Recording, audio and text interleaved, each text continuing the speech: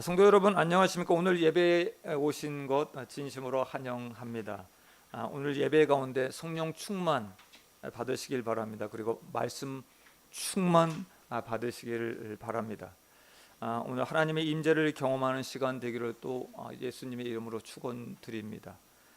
얼마 전 그 나눔 시간에 우리 윤도 형제님이 하신 말씀이 있습니다. 우리 윤대 형제님이 뭐 골프도 치시고 뭐 수영도 잘하시고 운동을 다 만능이시기 때문에 여쭤봤더니 어떻게 하면 골프를 잘 칠 수 있습니까? 했더니 힘을 빼야 됩니다. 힘을 빼고 스윙해야 됩니다. 근데 맞는 것 같습니다.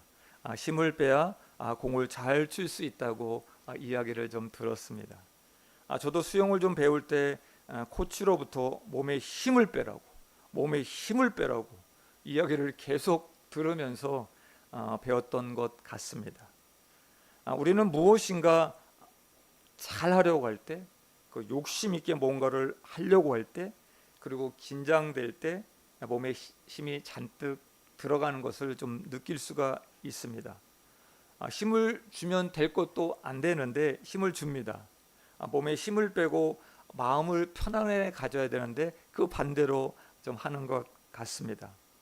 힘을 빼는 원리, 이것이 신앙에도 적용됩니다. 힘을 빼는 원리야말로 부족함의 원리가 아닐까 생각을 해봅니다. 세상 사람들은 대부분 잔뜩 힘을 주고 살아가는 것 같습니다.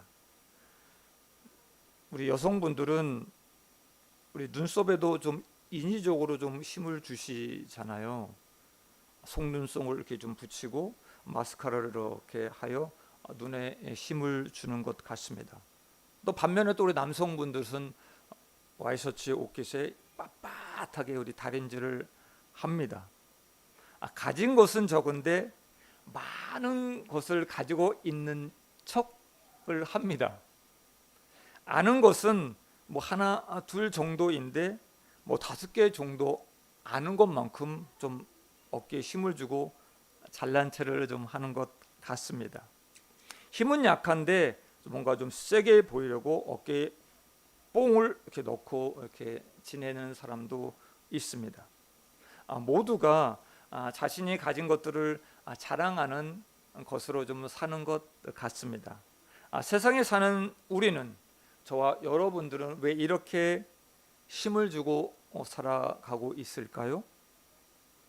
힘이 있는 자가 누르는 세상이어서 힘이 있는 자가 세상을 통치하는 것 같아서 좀 약하게 보이면 갑질을 좀 당할지도 모르기 때문인 것 같습니다. 그러나 성경에서는 오히려 힘을 빼고 약함을 자랑하라 라고 말씀하고 있습니다. 저희는 12번의 그 은혜 시리즈를 좀 하면서 삭개오만 좀 제외하고 그 모든 11번은 구약 성경의 인물들로 이야기를 좀 나누었습니다. 오늘은 오래간만에 신약 성경에서 나오는 인물로 같이 은혜를 좀 나누고자 합니다. 오늘의 주인공은 여러분들 잘 알고 계시는 위대한 사도 바울입니다. 사도 바울은 길리기아 다소의 출신입니다. 그리고 베냐민 지파로 태어났습니다. 그리고 태어나자마자 할례를 받은 사람입니다. 게다가 유대인이지만 아무나 가질 수 없는 로마의 시민권을 지닌 힘이 있는 가문의 사람이었습니다. 그는 어릴 때부터 엄격한 신앙 훈련을 받았습니다.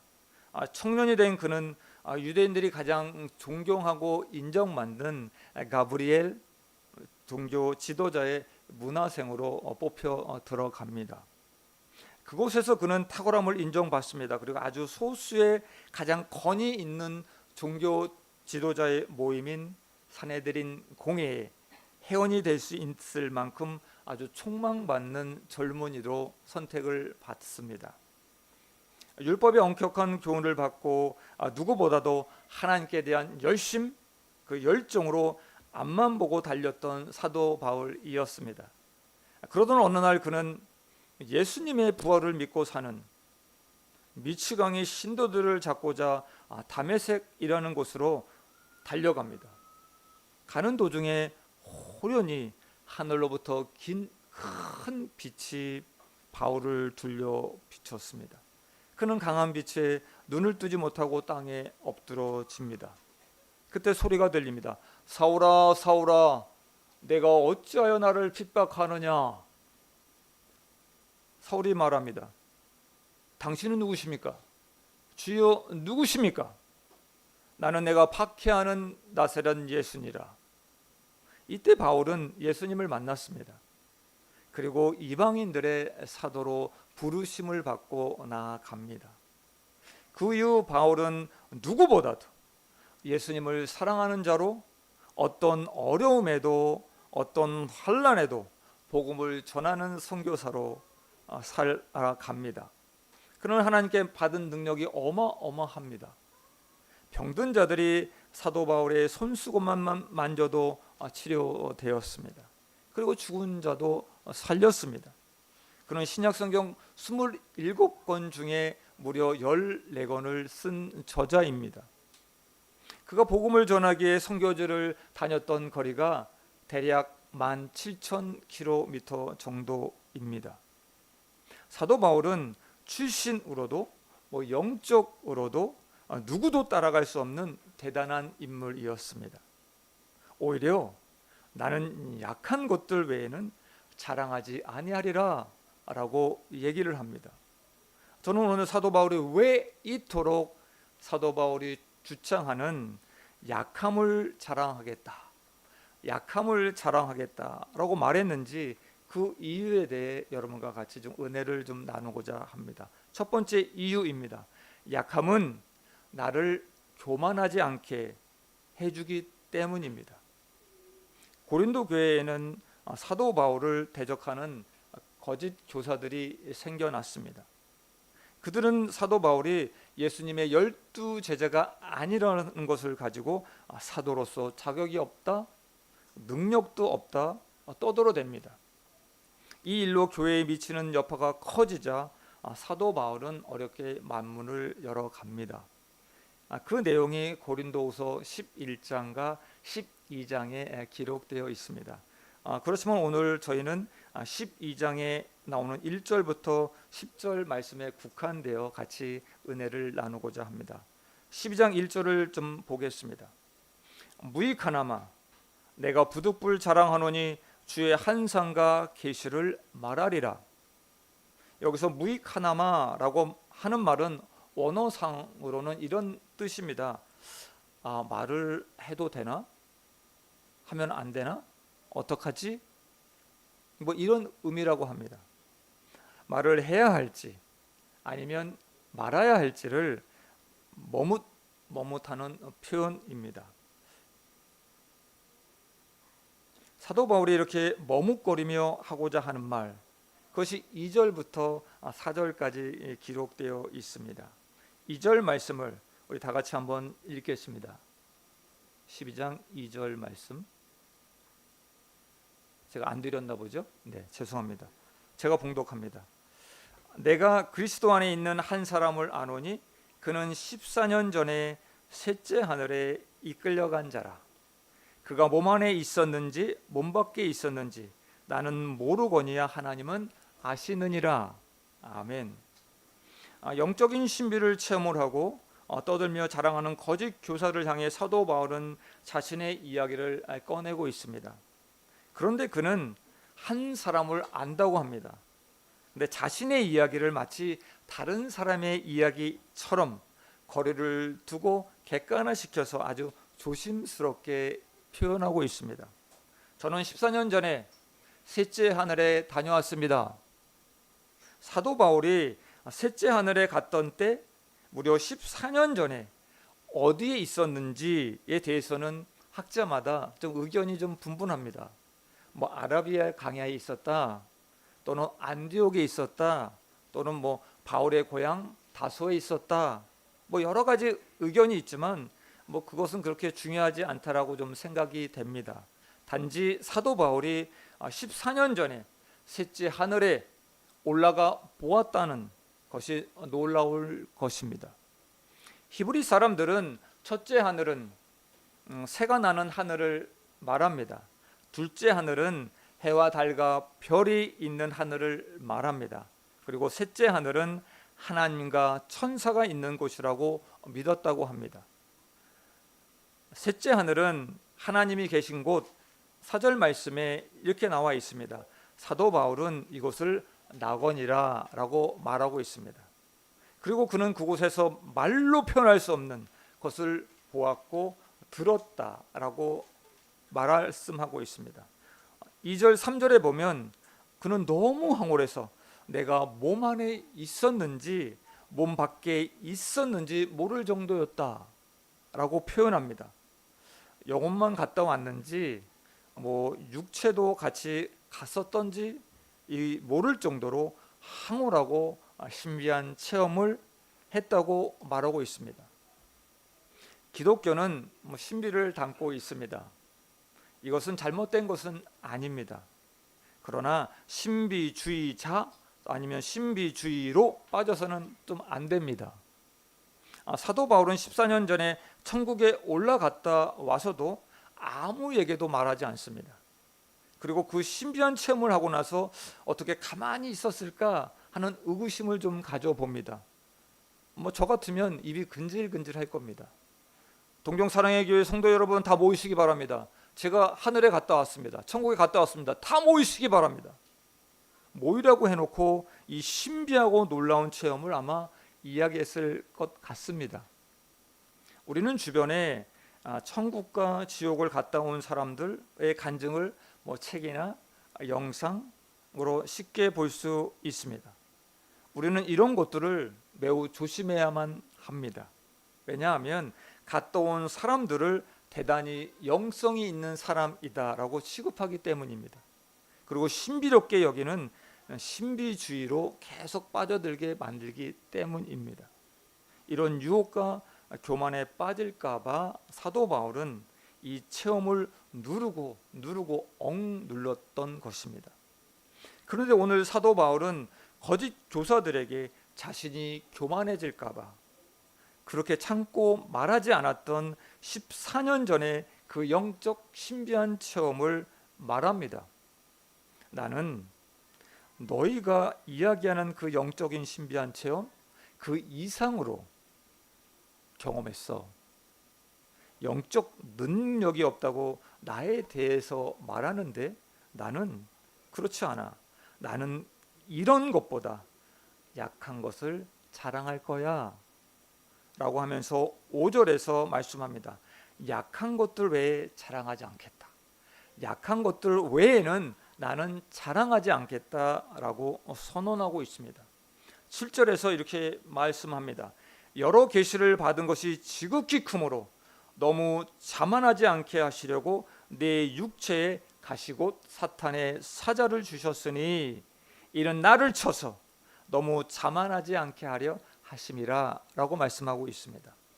왜 이런 가시를 주셨다고 말씀하고 계신가요? 교만하지 않게 하려고 그렇게 하셨다는 것입니다.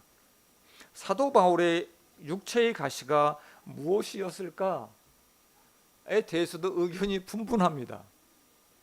안질이다, 의학적 용어로는 뇌전증이라고 얘기하지만 우리가 흔히 알고 있는 간질병, 어떤 것이 맞는지 모르지만 그에게 아마도 아픔이 질병이 있었다는 것은 아마도 분명할 것 같습니다. 사도 바울은 희귀질환을 앓고 있었다고 보입니다. 갈라디아서에 보면 너희가 나에게 눈이라도 빼주었을 것이다 라는 표현을 보면 아마도 사도 바울은 눈이 매우 좋지 않았을 것 같은 생각이 좀 듭니다. 사도로서 이런 육체의 가시를 가졌다는 것 엄청난 아픔이었을 것 같습니다. 그러나 그는 이것이 나를 교만하지 않게 해주었다. 교만하지 않게 해주었다 라고 고백합니다. 하나님의 자신을 교만하지 않게 하려고 제어 장치로 가시를 주셨다는 것입니다. 저와 우리 가족들이 다녔던 그 강남중앙 침례교회, 우리 고윤철 집사님도 아시겠지만 우리 경기도 양수리에 수양관이 있습니다. 여름과 겨울에 항상 이곳에서 부흥회를 합니다. 부흥회뿐만 아닙니다. 청년부 때에는 매주 목요일입니다. 매주 목요일 저녁 산상 기도회를 그곳으로 가서 했습니다. 수양관에서 기도하면 뭔가 좀 다른 좀 신비한 체험들이 많이 받습니다. 그리고 경험도 합니다. 뭐 방언, 뭐 통변, 뭐 예언까지, 아니면 뭐 한상과 뭐 계시를 받는 사람들의 이야기를 종종 듣습니다. 어느 해 여름 부흥회 때 그 강대상 앞에서 큰 북을 치는 청년이 있었습니다. 저는 저희 청년부 공동체에 있는 형제는 아니었습니다. 찬양할 때 북을 치며 큰 은혜를 받았다고 생각했습니다. 그 청년이 목 놓아 큰 소리로 방언 기도하며 방언으로 찬송하는 소리를 들은 적이 있습니다. 그런데 다음 날 우리 일대 목사님께서 단위에 올라오셔서 말씀이 다 끝나고 기도하는 가운데 갑자기 그 형제에게 다가가 사탄아 물러가라 라고 하며 야단치는 소리를 들었습니다. 그 소리에 청년이 납작 엎드러지는 것을 보았습니다. 아마도 그 청년이 큰 은혜를 받고 영적으로 무언가 교만해진 것을 보고 목사님이 주의를 주신 것 같습니다. 이렇듯 신비한 체험은 우리를 영적으로 충만하게도 하지만 교만하게도 만듭니다. 영적 충만으로 이러한 신비한 체험, 교만은 한 끗 차이입니다. 가까이 있음을 우리는 알 수 있습니다. 영적 신비한 체험에 빠져 이단으로 변질한 사람들이 주위에 너무나도 많습니다. 그래서 사도 바울은 하나님이 교만하지 않도록 하기 위해 자신에게 주신 그 가시를 감사하고 있습니다. 교만은 패망의 선봉이다 라는 말씀이 있습니다. 교만을 하나님이 얼마나 싫어하시는지 여러분 아시겠죠? 아무리 많은 은혜를 입고 있어도 교만하면 죽습니다. 교만하면 망합니다. 그래서 사도 바울은 자기가 교만하지 않기 위해서 교만하지 않도록 가시를 주셨음을 자랑하고 있는 것입니다. 나는 이 가시 때문에 교만하지 않게 해주셨습니다. 그는 본인의 이 가시와 약함을 자랑하고 있는 것입니다. 성도 여러분, 약함을 자랑할 때 우린 교만하게 되는 그 위험으로부터 자유함을 누릴 수 있습니다. 아멘. 성도 여러분, 실례합니다. 혹시 가시가 있으십니까? 혹시 약함이 있으십니까? 그런데 성경은 이렇게 말씀합니다. 가시를 자랑하십시오. 약함을 자랑하십시오. 교만에서 피할 수 있는 놀라운 힘이 그곳에 있습니다. 두 번째입니다. 사도 바울이 약한 것을 자랑하는 이유 그 두 번째, 약함은 그리스도의 능력을 머물게 하는 것이기 때문입니다. 아멘. 그리스도의 능력을 머물게 하는 것이기 때문입니다. 육체의 가시 때문에 사도 바울은 3번이나 주님께 간구드립니다. 3번은 숫자로 3번이 아니라 완전하게 구했다는 의미입니다.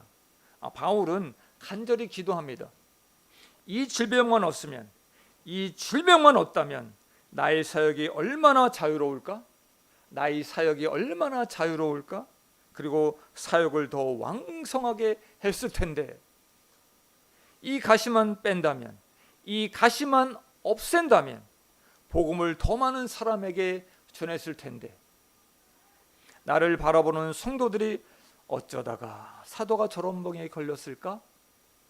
라고 생각할까 봐 하나님의 영광을 가리는 것이 아닌가 라며 이런 저런 생각을 했을 수도 있을 것입니다.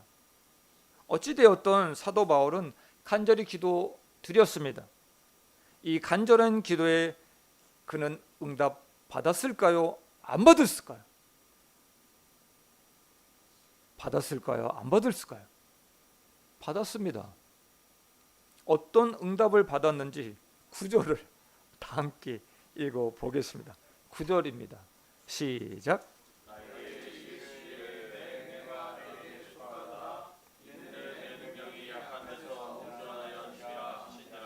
그러므로 도리어 크게 기뻐함으로 나의 여러 약한 것들에 대하여 자랑하느니 이는 그리스도의 능력이 내게 머물게 하려 함이라. 아멘. 하나님은 육체의 가시를 빼주시지 않으셨습니다. 질병을 고쳐주시지 않으셨습니다. 그런데 사도 바울은 이렇게 얘기합니다.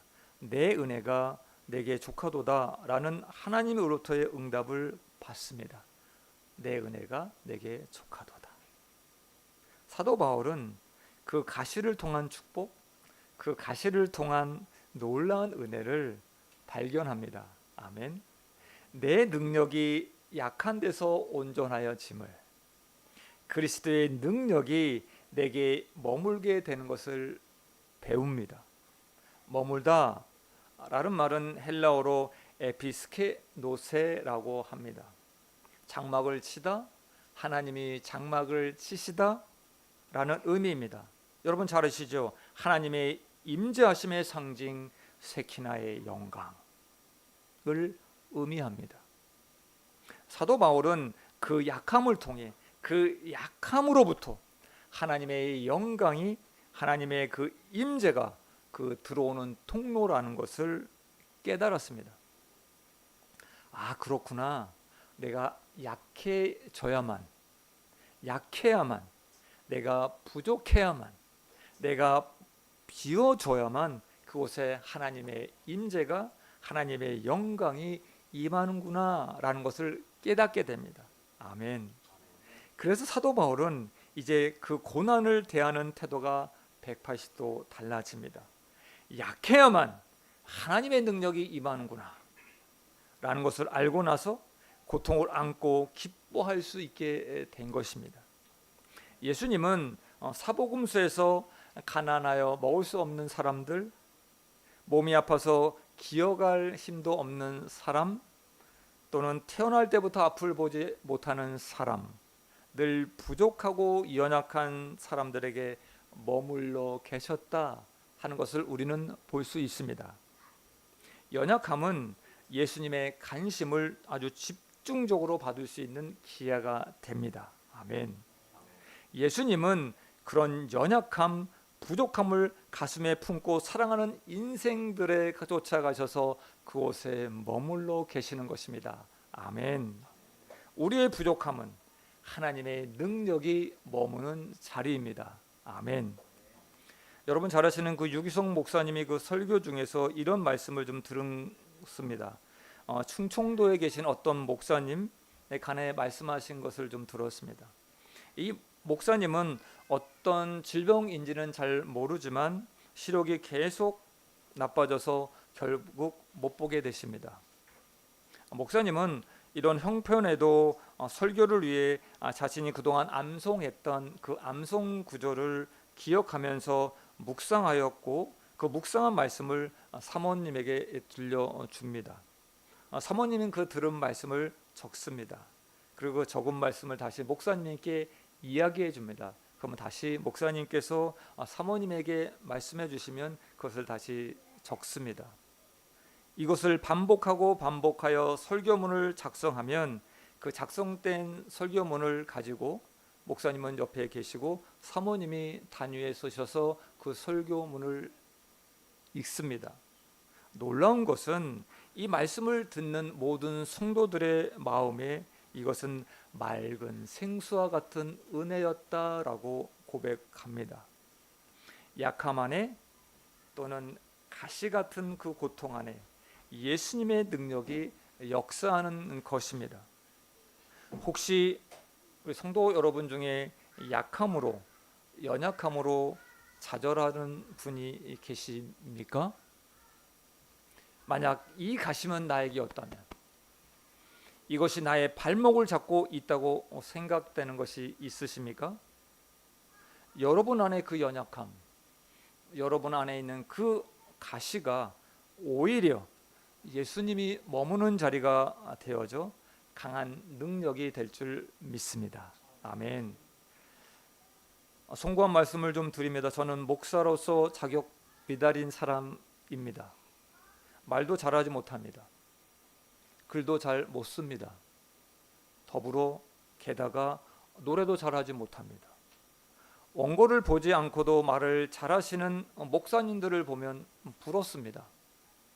웃고 울리는 설교가가 되었으면 좋겠는데 저는 말주변이 없습니다. 그래서 설교 원고를 쓰고 또 쓰고 고치고 또 고치고 또 읽어보고 또 읽어보고 단위에 섭니다. 유교 집안의 장남으로 태어났습니다. 그리고 군 장교 출신이라 좀 마음은 그렇지 않은데 따뜻하게 말을 잘 건네지도 못합니다. 혹여라도 제 이 어눌한 말에 또 상처 입지 마시기를 부탁드립니다.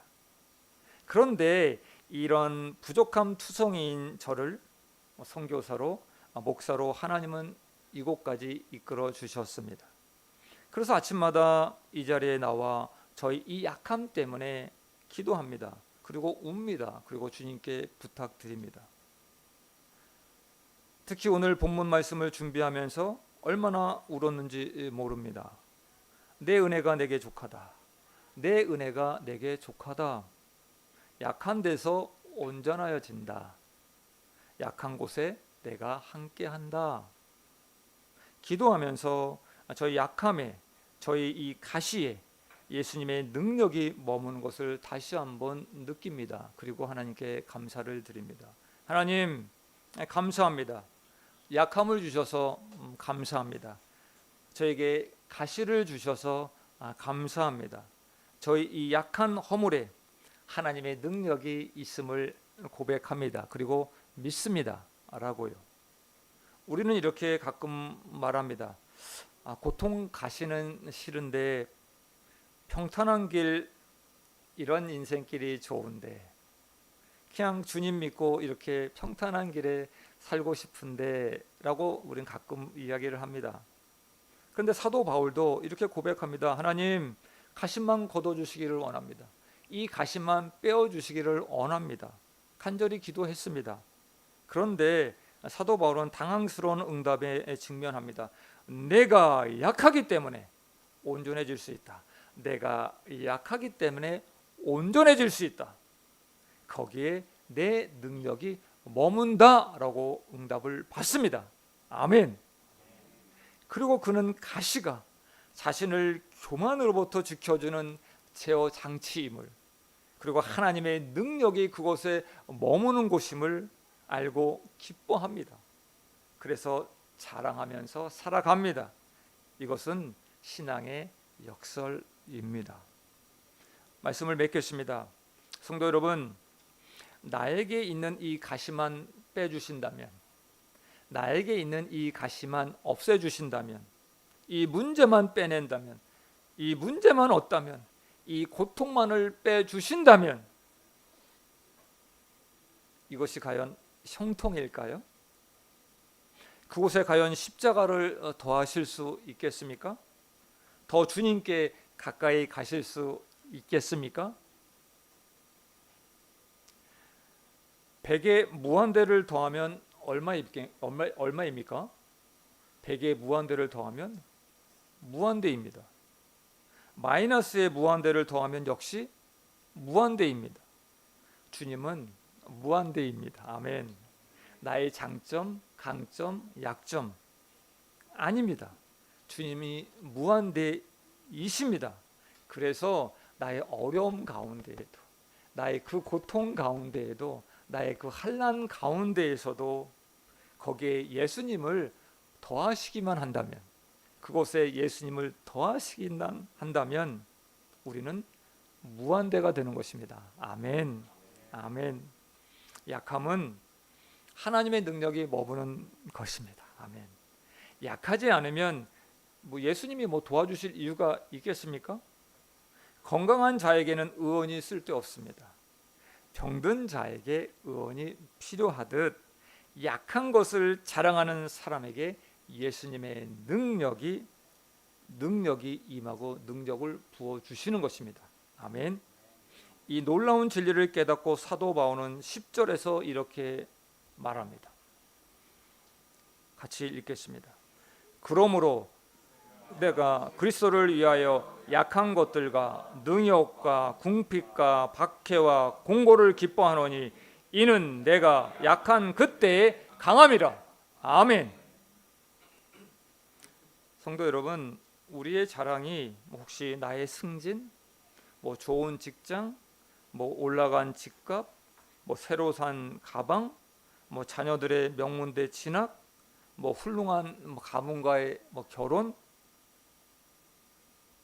자랑이 아닌 사도 바울처럼 그 숨기고 싶어했던 것들로부터 오는 그 약한 것들이 나의 자랑되기를 원합니다. 사도 바울은 거짓 교사들에게, 성도들에게 이렇게 말씀합니다. 영광보다 고통이 더 자랑이 됩니다. 계시보다 가시가 더 자랑이 됩니다. 영광스러운 체험, 그것은 그리스도와 나를 멀어지게 할 수도 있습니다. 그러나 고통이, 연약함이, 가시가 오히려 그리스도와 가까이 하게 될 수 있습니다. 아멘. 성도 여러분, 아픔이 있으십니까? 그곳에 주님의 능력이 임할 것입니다. 아멘. 남보다 가진 것이 없으십니까? 그곳에 주님의 능력이 임할 것입니다. 아멘. 혹 저처럼 말을 잘하지 못하십니까? 그곳에 주님의 능력이 임할 것입니다. 아멘. 남보다 실력이 부족하십니까? 그곳에 주님의 능력이 임할 것입니다. 아멘. 약함은 그리스도의 능력이 임하는 통로입니다. 약함은 그리스도의 능력이 통하는 곳입니다. 성도 여러분, 이 영적인 공시간에 약함을 자랑할 수 있게 되길 주님의 이름으로 축원드립니다. 하나님, 저희 연약함 때문에 가시같이 나를 찌르고 괴롭히는 그 아픔 때문에 낙심됩니다. 나는 아무것도 할 수 없구나 늘 주저앉게 됩니다. 그러나 그 약함이 나를 그 찌르는 가시가 예수님이 머무는 곳임을 알게 됩니다. 저는 연약합니다. 능력이 되신 예수님이 내 안에 계심을 믿습니다. 아멘. 그의 능력이 나의 연약함을 통해 나타날 줄 믿습니다. 저는 이제부터 그 약함을 숨기지 않겠습니다. 그 가시를 숨기지 않겠습니다. 자랑하며 살겠습니다. 약함 때문에, 가시 때문에 뒤로 물러가지 않고 오히려 자랑하며 살겠습니다. 약함 안에 그리스도의 능력이 머무는 것을 알게 해주셔서 감사합니다. 기도하겠습니다. 하나님,